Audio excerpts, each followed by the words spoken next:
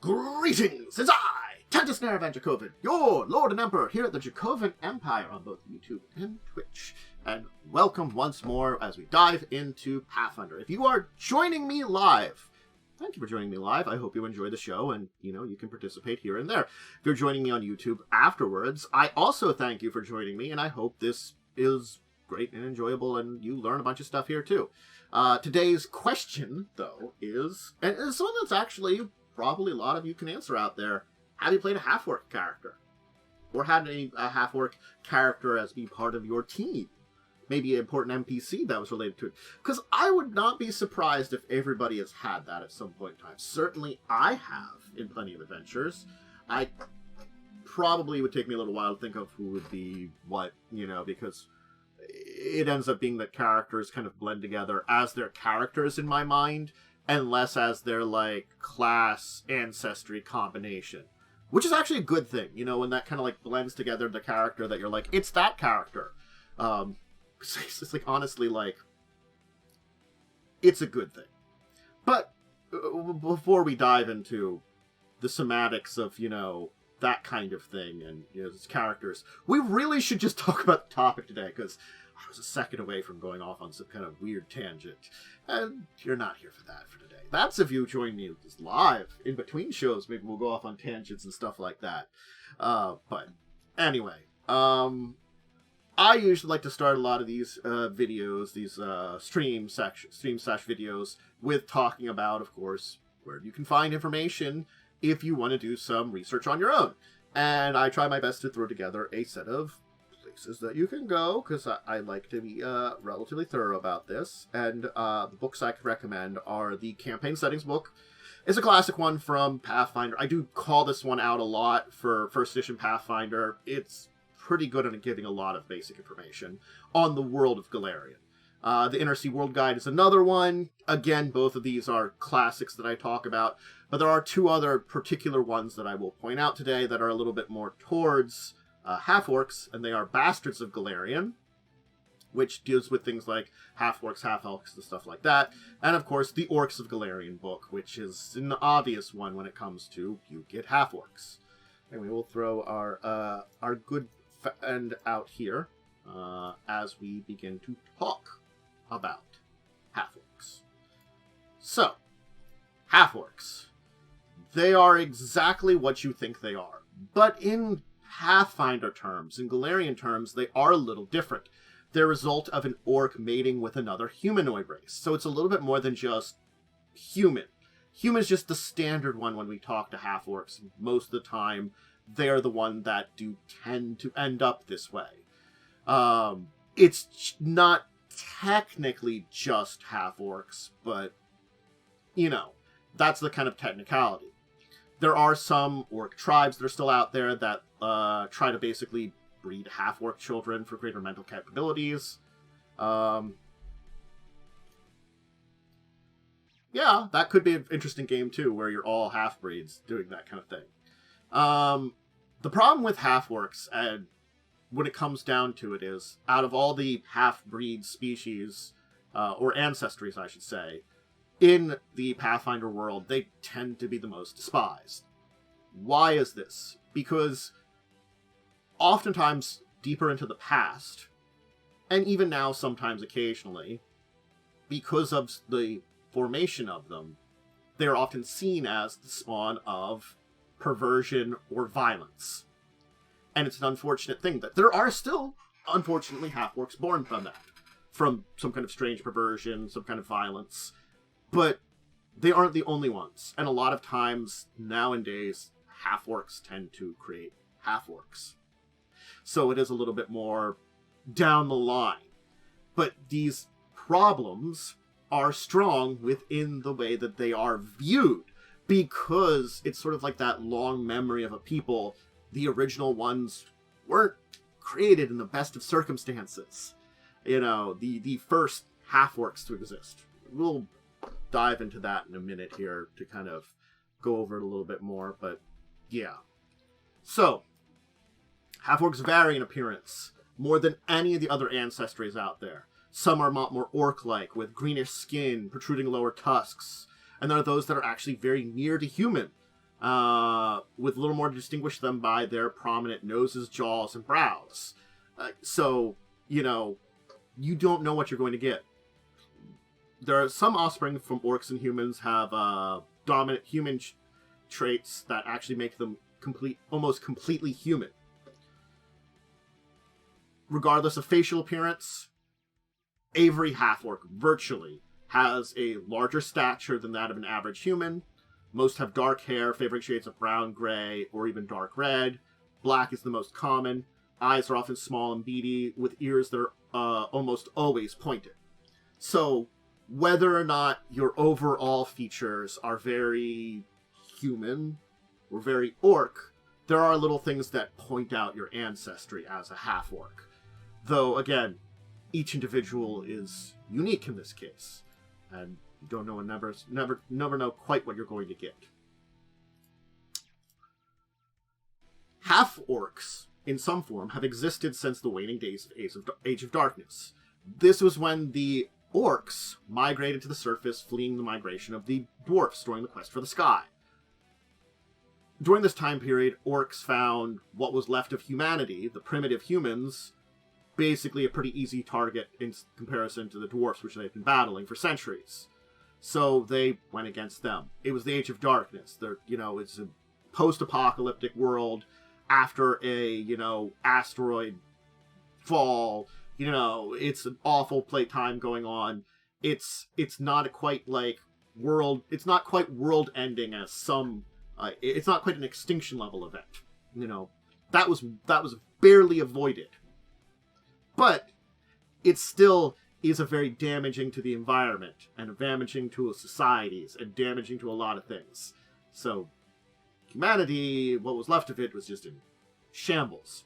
Orcs show up, having hard times with dwarfs. Dwarfs have been an enemy for them for a long time. Humans, not in a great shape to fight back. And so, they spread through Vastia, they did their things, they kind of attacked them. When the sun returned in the Age of Anguish, humanity was actually starting to be able to fight back finally on their own. And with the help of other races, dwarves, elves, others, they did drive orcs back from a lot of places in Vastia to the wild places of the world. Especially to places like the World of Belkazin, which I've talked about in a video before, where they united under a powerful leader and created a nation of themselves. Most half-orcs originally hail from this region. Nowadays. Not all of them, but a lot of them do. And a lot of half-orcs hail from this time period. Basically, that's when the bloodlines mixed in and kind of stuff like that. Now, there are a number of half-orc heritages. They aren't just your standard ones. There are actually 5 types of heritage to talk about. There are the Gloomkin, Sandkin, Rainkin, Cragkin, and Frostkin. Gloomkin are Darklands half-orcs. They're descended directly from Darklands orcs, which you don't really see too much on the surface nowadays. So it's a rarity. It would have to be humans or humanoids that descend into the Darklands or trap there or live there for things. It's basically what left of orcs that remained in Narvoth in the Darklands. The Sandkin, the desert half-orcs, they descend from desert orcs. The Rainkin, jungle half-orcs, those from jungle orcs. The mountain orcs, or the Cragkin, or mountain half-orcs, descended from mountain orcs. And of course, the Frostkin, winter frost orcs, winter half-orcs, descended from winter orcs. They're very obvious in the naming scheme, but, gotta put them out there. We look to I've already had an episode on orcs, if you want to check out some things about the subgroups of orcs and stuff like that. They do exist. There isn't a lot about them, but, that's a good place to start if you want to dive deeper into that kind of thing. Now, and here for a good example is a half-Capetisha orc, so it would be more like a Kapashi half-orc, which is a lot more the Sandkin variety. So,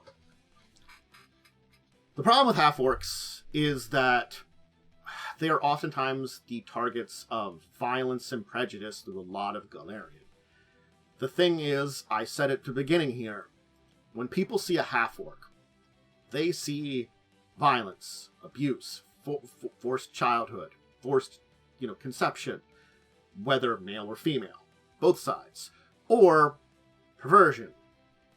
Your average orc is pretty, especially if you talk about like orcs of the Hold of Belkacin, they are very what would be defined as more on the evil side of things. They're very savage, they're very bloodthirsty. So it seemed that someone that would, if case of not forcing and falling in love there, that it's a perverted love. So those are the two kind of sides that are oftentimes looked at because they're taking, honestly, orcs from the Hold as an example. Again, those aren't the only orcs, they're just majority of them, and they are a mixed bag of examples for this thing. But this vision of this kind of either violence or perversion to give birth to this child means that they are seen as a sign of it or a bastion of it and are shunned because of it. Their features, which are very orcish, oftentimes inspire terror or revulsion in a lot of humanoids. You have to think about how orcs were pretty fearsome during the Age of Darkness and were a major enemy to the peoples of the surface. And even more so, if you're in a region around the Hold of Belkacin, this is even more true, because that's where the greatest core concentration of orcs can be found, and a lot of areas have suffered from the warlike and brutal thumb of orcs that raid or attack out of the Hold. So, them being seen, regardless if they're originating from the Hold or somewhere else in the world, are seen as examples, negative ones. Now, if you go away from the Hold, further south, further east, if you are a half-orc, you're generally given a little bit more benefit of the doubt. Garund and major cosmopolitan cities around the Inner Sea region actually treat half-orcs relatively well in general. It's probably seen that you are less connected with something as savage as the Hold, and the direct result of it is not seen as much. There are many found in places like Absalon, nations of Belkacin, Capadesh, Realm of the Mammoth Lords, Niddle, River Kingdoms, the Shackles, Varesia. These are territories that you find half-orcs.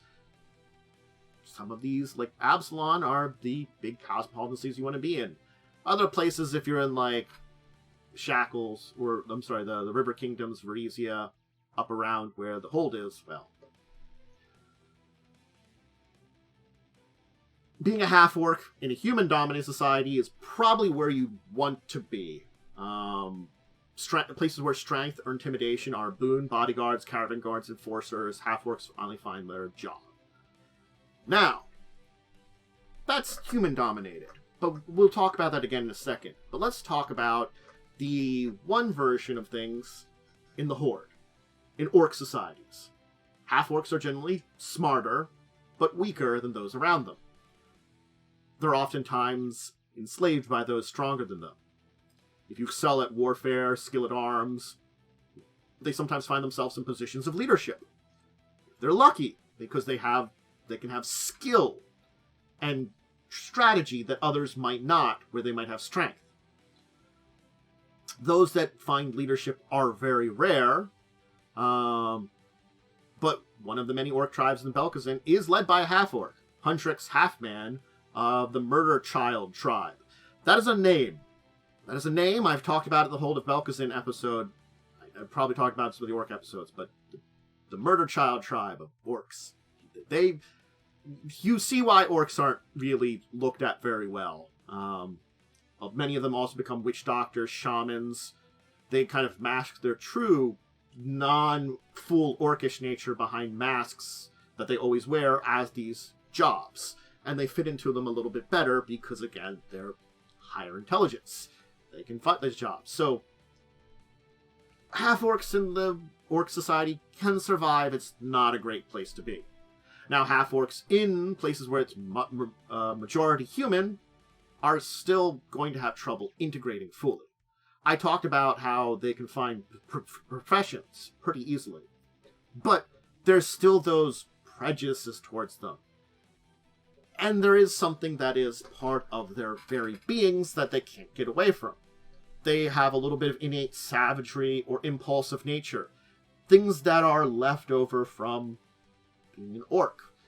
I kind of talked about this in my orc episodes, how orcs are like almost comparably, a very primitive tribal society given massive amounts of technology and driven forward to become technological because of a rivalry with an advanced society in comparison to them. Like, they met with they were like a tribal era pre, like hunter-gathering society that was relatively like a carnivorous one, and they met Iron Age dwarfs, and it drove them to advance very quickly to meet with these enemies. Their ability to numbers game kept them to be able to survive against them, and they were driven to the surface. But this super advancement means they weren't able to advance societally, maybe evolutionary to a degree, and that's had some savagery, some of that animalistic stuff left over in orcs, and half-orcs have that in them. Some of them are prone to impatience, greed, violence, that can push you to the margins. But the thing about half-orcs is they are capable of having a full gambit of emotions. And again, since most of them are based on humans, though it is all humanoids, human emotions. And humans are pretty emotional. Now, there isn't a lot of half-orc societies. They're generally unknown. They're generally non-existent. A exception to this is Avarak, located on the filthy reach of the Ironbound Islands. So that's in the land of the Lindorm Kings. If I ever talk, when I talk about the Lindorm Kings, I will go into that a little bit more depth. But keep in mind, that is a settlement that is a half-orc settlement.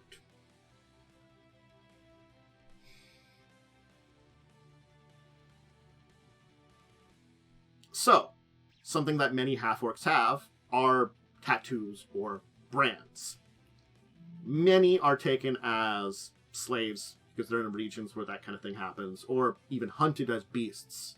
So brands or tattoos given to them by others are something they have.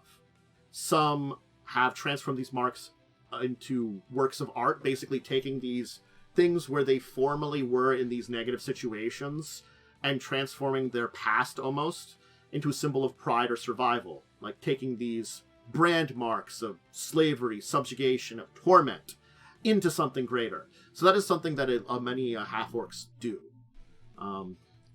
Now, many half-orcs tend to grow up with things like alone on the streets, or raised by their orc parent. Few have human-sounding names. When humans do raise them, they often have very harsh, guttural names, basically reflecting the parents' anger at such offsprings. Again, it also depends on your situation, too. There are plenty of situations. Half-orcs, because they are of two worlds, oftentimes worship a wide variety of deities. Many at least, pay passing respects to Gorum, the Lord of Battle. They do this as a combination of the god's martial prowess,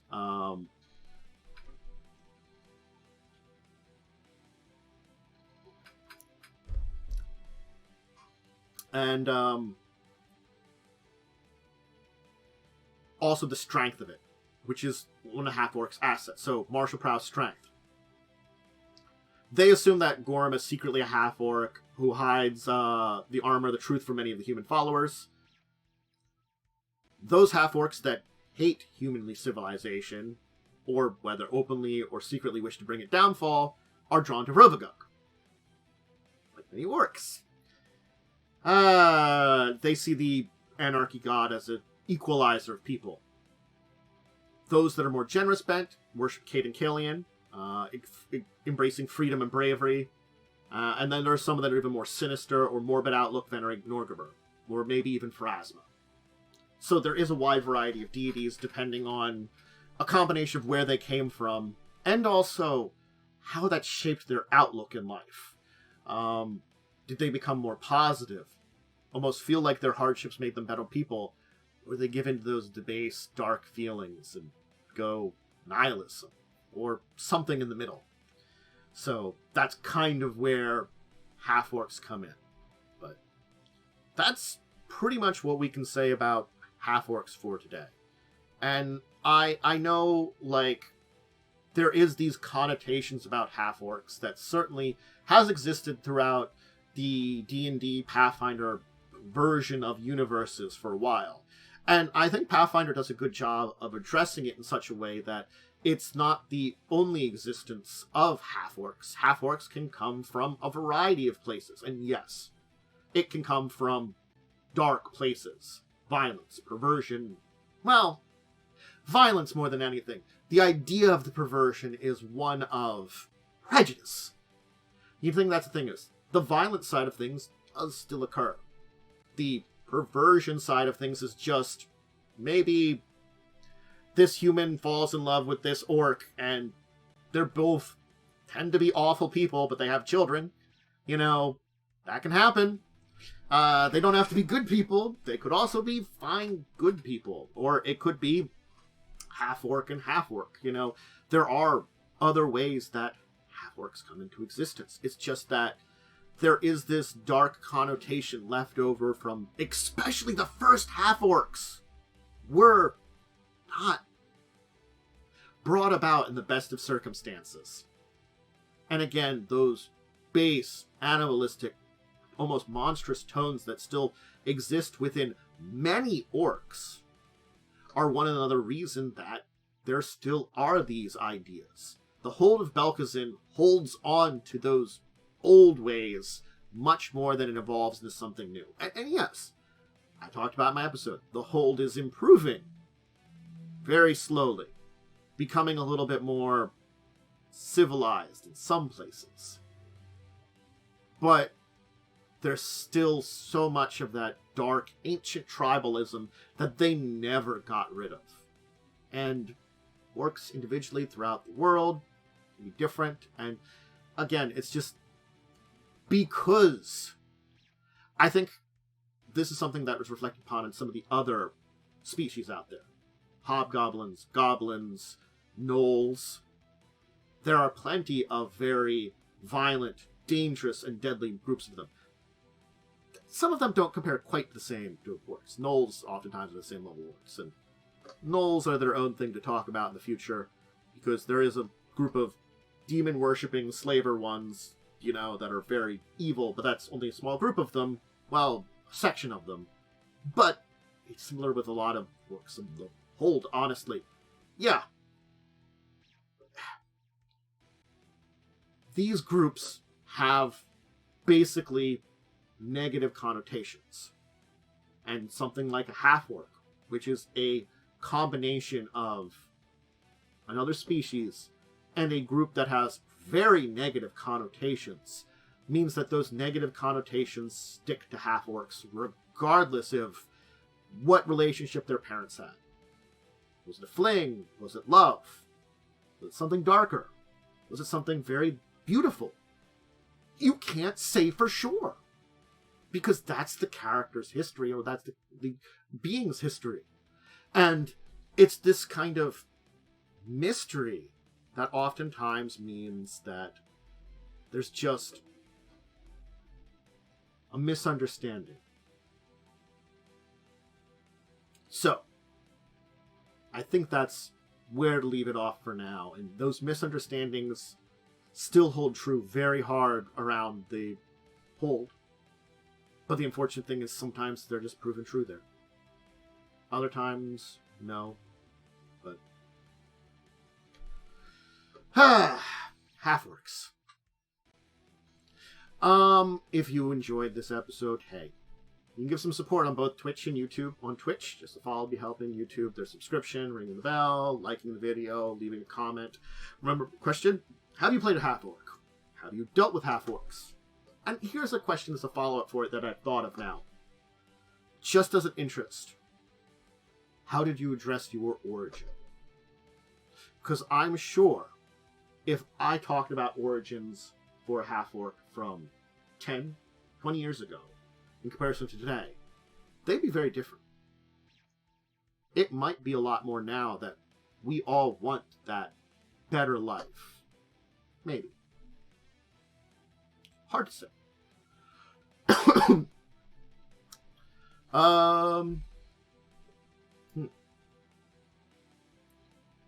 How do I run Half-Orcs?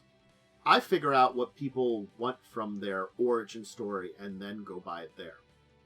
Like, because the honest to goodness is, even outside of Half-Orcs, you could have a character that comes from a dark backstory. Abusive, forced relationships, things like that. Trickery. I think of the hag children of Pathfinder.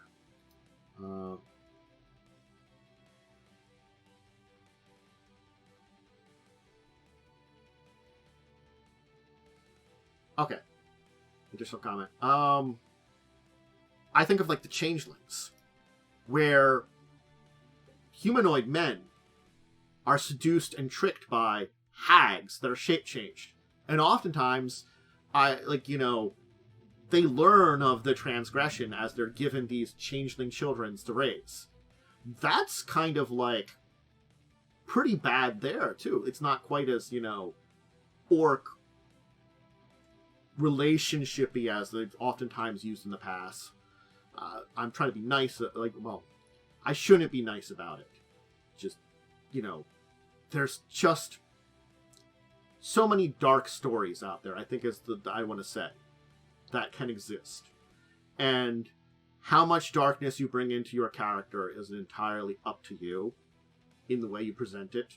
And it should be something that you do talk about with your GM about that. Like, in general, if you present me that you're a half-orc, and you then say, this is what happened in my backstory, and it doesn't include anything particularly abusive, but maybe prejudicial, that's fine. Cell's character's backstory, where Cell is technically the child of a half-orc and a human that had a fling, a love, and Cell's character found the very things that half-orcs find in the Crimson Queen adventure that just started on my channel. That is a good example of where there could be love, but prejudice and hatred take over. So, what was I? I was at, I have a Discord and Twitter.com. Those have information on me. And I think that's it then. I think I gave all the shout-outs otherwise. Hey, give some support and stuff for the channel, and I hope you enjoyed, and we did talk a little bit more about that. But I will say and leave this here to start the next one. So until the next time, I give all of you out there farewell, and join me for more Pathfinder stuff. Oh, tabletop stuff Tuesdays, Thursdays, Saturdays, Tuesdays, Thursdays, early afternoon, Saturdays morning. Crimson Queen every Wednesday evening at 9 p.m. And then discussing tabletop Saturdays at 6. I had to remember that there for a second. My brain broke. Up on YouTube a couple days later, usually, given if videos and all that stuff. Anyway, farewell, everybody. Have a good one. See you next time.